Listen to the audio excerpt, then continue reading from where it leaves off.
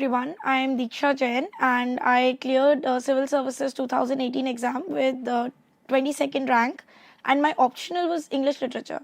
In this video, I will be talking about in detail about how I prepared for the optional and what all one has to do to clear this exam with English Literature. Okay, so the first thing that I want to go to is the sources and the books to refer for this optional. Before doing any books, what I feel is important is to read previous year question papers related to the core texts. Now, once you read the previous year question papers, you will have an idea about what kind of questions UPSC tends to ask in English literature.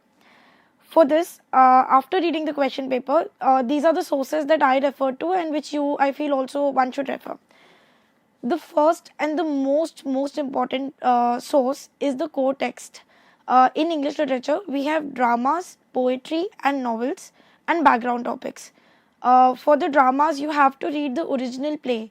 If you have any difficulty in reading Shakespeare because the language is a little archaic, you can also go for online sources like No Fear Shakespeare to see the exact translation so that it is better for you to understand the play. Apart from that, poetry, novels, you have to read the core text and that is very important. While you are reading the text, please make sure that the previous year question papers that you read about that text, you keep those in mind, because then when you read the text, you will know what are the important parts of the text which you should keep in mind. What is your own analysis of the text based on the questions that UPSC tends to ask. Okay, after the core texts are done, and 70% of the preparation is just the core text, I would even say 80%. Everything else is, addition to this. For the background topics, what I did was just Google. So we have background topics like the Elizabethan age or the Jacobean drama. So for this, what you can do is you can just Google these words and you will find multiple sources like your Spark Notes, and you will also find some more literary sources. Just note down 5-10 points about that particular topic and you are good to go. It will be a 10-marker question. And if you're able to put in all those paragraphs and with evidence from the text related to that background topic, then you're good to go. You'll get good marks in that answer. Okay, now the second source that I personally found helpful was introductions to the text. Whenever you buy these texts, there will be different editions. For however many texts you can find a worldview edition, it is very good. The introduction is usually very well written. So what happens, but other introductions are also fine. When you read an introduction, it is usually a person who has done some research on the text and they write about all the aspects of the text in that introduction. So it will give you a good overview. You can also collect critical comments from that introduction. So it is not necessary that you will find an introduction for every text, but for many you will find, and for those texts it will be very useful. Okay, now after the introduction, in introduction, one example that I would like to give. Now the foreword to Kanthapura written by Raja Rao, it is brilliant for that text because it has all the themes of the text and it has very beautiful quotations also that you can use in the answer. And it is very short. It is just 1.5 pages. So it's not a proper introduction, but then it is very useful. So introduction, foreword by the author, all these things you should pay attention to. Okay. After that, you can go for online sources. In online sources, what you can do is you don't have to go too much in detail. So what happens is that when we read a text, there will be certain analysis and understanding that we will have, and that will be the core of our answer. But many times we sort of feel that in a particular area our understanding is lacking. For example, maybe I might feel that in Pride and Prejudice, if I were to get the question that I need to do a feminist analysis of the text, I might feel that I don't have enough number of points, or I still am trying to understand the text. In such cases, you can just type this feminist reading of Pride and Prejudice. You can go to online sources like Lit Charts, Spark Notes, and even more literary sources like JSTOR, and you might find some scholarly articles. Don't spend too much time on it. Just give it one day, 4-5 hours. Note down whatever you can from these articles if it is useful. Build your understanding and then leave it. Whatever notes of like 1.5 pages that you have made is all you're going to require from that. Okay, after the online sources, one more thing I would like to say is that in going to the introduction, there are Norton editions of text also, and the introduction is very, very heavy. It is the introduction itself is 50 to 80 pages. So please don't go that much in depth. What UPSC requires is your understanding first, and after that if you give a little bit of critical comments, it's all right. And secondly, you won't have the time in UPSC preparation to go into so much depth of every text. So I would say that if you find that something is too lengthy, then avoid it. But if the text is too lengthy, you can't avoid it. The core text has to be read. It is a compulsory thing. Okay. One more source is IGNOU material. So what I found was that Indira Gandhi Open Institute of Learning, for MA, it has many texts which are there in the English literature optional. So for some in which I was looking for some content, for Pride and Prejudice, for example, I was looking for some content. So I went to their website, I downloaded the PDF, I went through it, I made little notes from it, and that was it. It helped me in sort of enhancing my answers. So I found that material to be decent. It is not very good, but then decent will get you decent marks in UPSC also. Now all our sources are done. Now we are talking about the preparation strategy, how to go about the preparation of this paper. Now how I went was, first was to read the previous year questions. Then read the core text. The core text is very, very important. So when you're reading the text, I would always do this. Whichever quotation I think is useful and important, I used to note it down to be used in answers. For example, so in Milton's Pride and Prejudice, if there is a question that do a psychoanalytical reading of Pride and Prejudice, and if you start your answer or if you use this quotation in the answer from Paradise Lost itself, that the mind is its own place and in itself can make a heaven of hell or a hell of heaven. This is the core way in which you can understand hell and heaven as just states of mind. So this quotation will be very impactful. So look out for such quotations which are relevant to the answers and which personally you feel that these are beautiful quotations. And when you use them, it will put a smile on the examiner's face, and it will fetch you extra marks. Okay. Second thing is, so whenever you Google around, please don't go too much in detail. What I used to do was, after reading the text, I would just do a general, I would go to lit charts, I would see if there is somewhere where I'm lacking depth.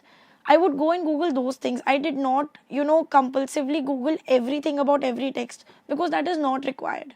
Wherever you feel that preparation is required, there you use online sources more. If you feel that the introduction that you have read or the understanding that you have is enough, then it is perfectly fine.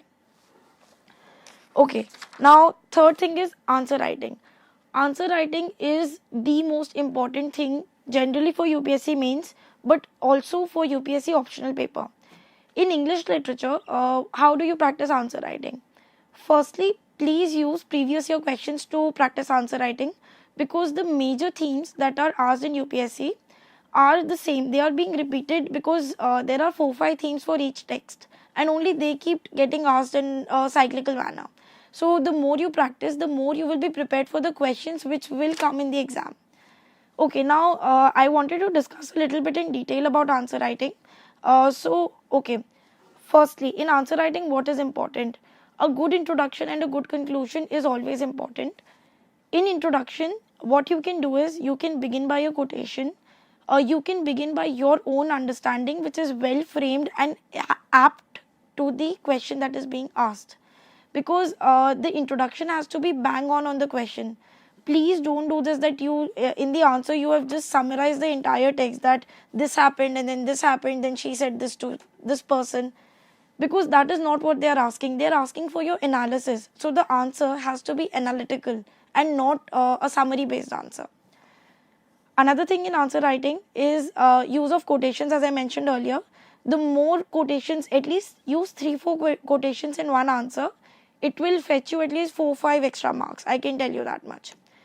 In answer writing, whenever you make a point, whether it is, for example, if you're making a point that Alexander Pope in The Rape of the Lock satirizes the conventions of the society of that time, then please give evidence of it also. And evidence is what? Evidence is, one is quotations from the text. Two, it is incidents from the text also. If you don't remember the exact quote, you can say that, for example, you can say that cutting the lock of Belinda was also a satire on the way on women and their vanity of during that period of time. So that evidence will act as good as a quotation. You can use a quotation elsewhere where you remember the exact quote. So use evidence to back up your point, because if you just make a point without evidence, then you'll get no marks for it. It will be very vague and very generalized. Okay. Third thing about the answer is that paragraphs should be well connected. It is not a GS paper answer that you can just write in point form and just wait. You can't. The literature answer has to be a cohesive whole. A person must feel that from beginning to end it is one piece, and if there is a good answer, one does not feel it feels so effortless, because you start reading and you end reading and it seems like everything has been said without any effort at all. So that is the way you should judge your answer. If you feel that your answer is becoming abrupt, then try to correct those things. Try to make it more jointed and more wholesome. Okay. The next thing is that language based. In UPSC, the time allotted for a question is very less. I am from an English literature background, and we used to write 8 sheets, like 8 sides of a sheet for the same answer, in which UPSC you will get only 4 sheets, 3 sheets, or even 2 sheets. So the idea is that you have to say all of that, but you have to say it in much fewer words. So how do we do that? First thing is language based. You need to use shorter and more direct sentences.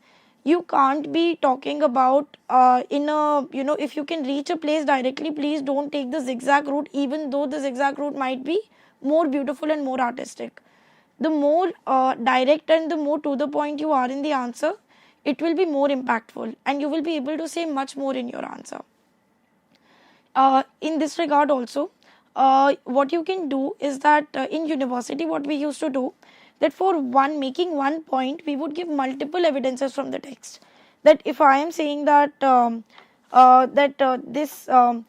Elizabeth is a very strong character, and then I will give one evidence, then two evidence, then three evidence, just making one point.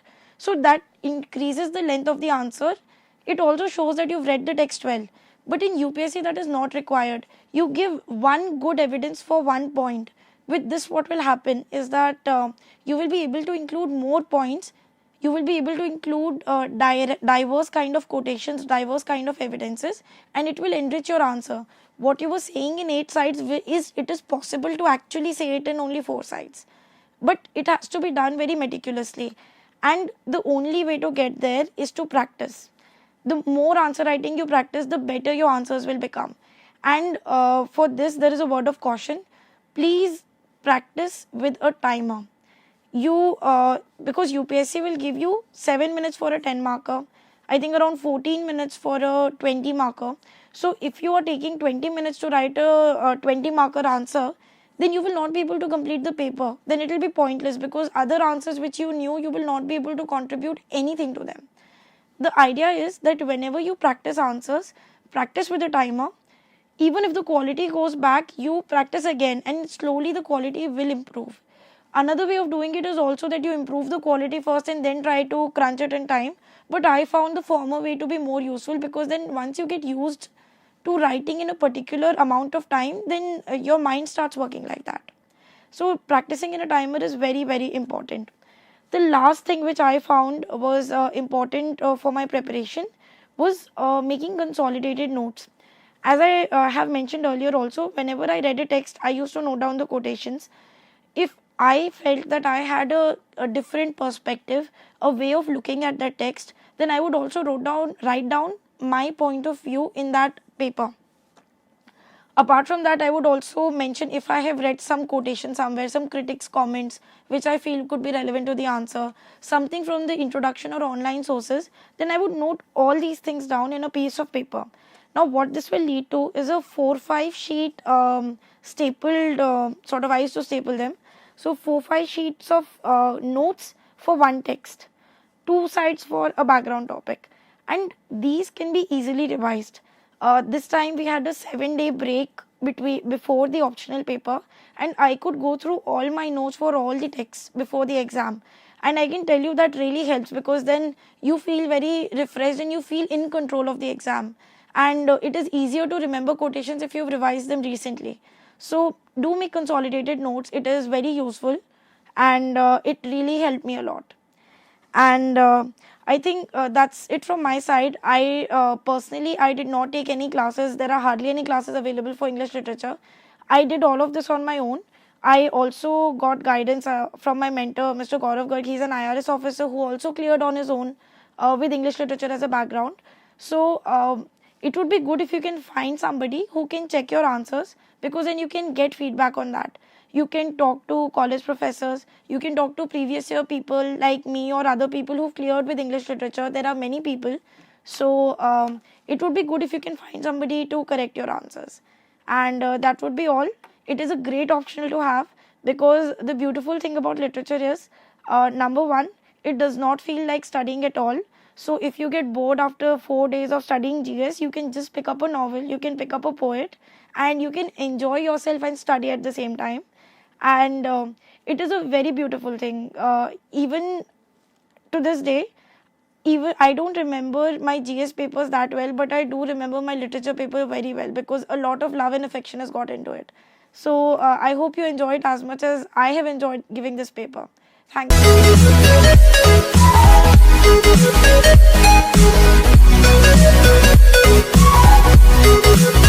you.